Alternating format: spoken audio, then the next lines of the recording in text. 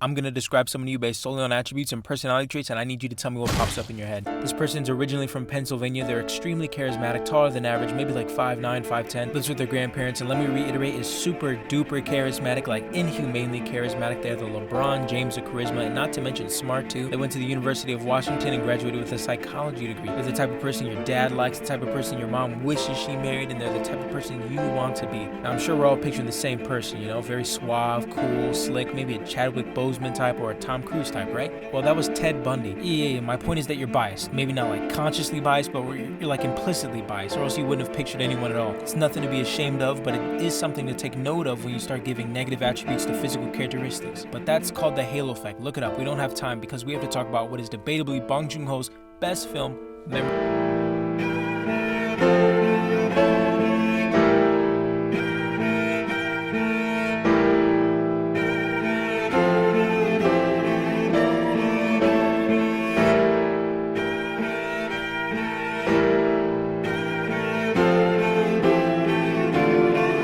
Memories of Murder is a 2003 South Korean crime thriller that follows the most incompetent group of cops known to man trying to find a murderer. However, after several victims pop up with the same pattern, they enlist the help of a slightly more competent cop to find this serial killer. Memories of Murder is as much a commentary as it is a biography. This movie is loosely based on the true story of South Korea's first serial killer and the pure ineptitude of the police department trying to capture him. Not just ineptitude though, just overall corrupt. These dudes force confessions out of people and blatantly boss around everyone in their way. They're awful, just less awful than, you know, a serial killer. And there's not a lot of redeeming qualities about anybody in this movie. Even those who you think are somewhat altruistic turn out to be worse than you expected. And that's where I think this movie differs from others in its genre. In every other movie, it's about the righteous attempting to capture the very obviously morally unjust. But in this one, it's about the morally ambiguous, if not morally unjust, attempting to capture the objectively evil. But in reference to the thing in the beginning, we got to talk about the ending. So if you haven't watched it, go watch it.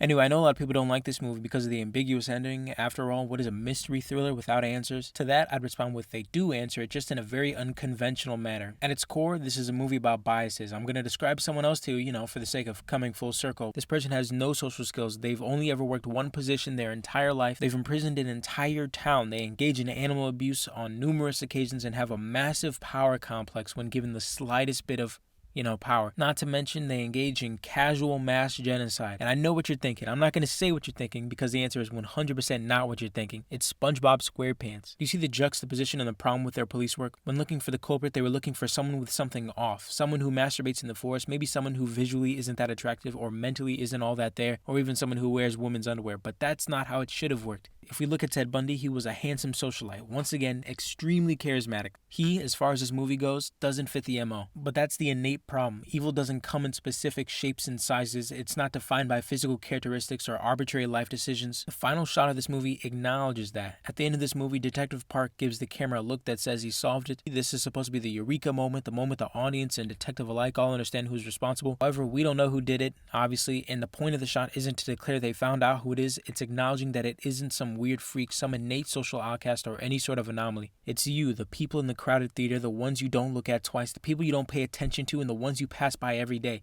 And personally, I think it's scary to think that evil doesn't come from nobodies, but can originate from anybody.